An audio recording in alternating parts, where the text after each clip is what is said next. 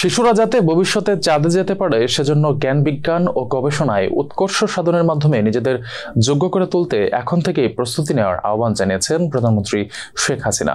তিনি বলেছেন, আমরা একদিন চাঁদে যাব, কাজে এখন থেকেই সেভাবে তোমাদের প্রস্তুতি নিতে হবে। শনিবার গিমাডাঙ্গা টুঙ্গিপাড়া মডেল সরকারি প্রাথমিক বিদ্যালয়ে বঙ্গবন্ধু কর্নার উদ্বোধনকালে শিক্ষার্থীদের উদ্দেশ্যে একথা বলেন প্রধানমন্ত্রী।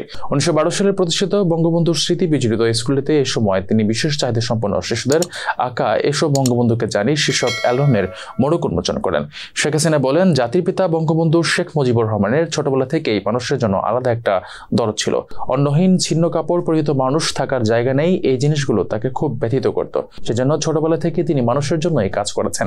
নিজের জীবনের কোনো সুখ সুবিধা কিছুই দেখেননি, শুধুমাত্র একটাই চিন্তা ছিল এদেশের মানুষকে কিভাবে দরিদ্রের হাত থেকে মুক্তি দেবেন, কিভাবে একটা উন্নত জীবন দিবেন এবং ছোট শিশুরা যাতে একটা সুন্দর জীবন পেতে পারে সেটাই তার লক্ষ্য ছিল।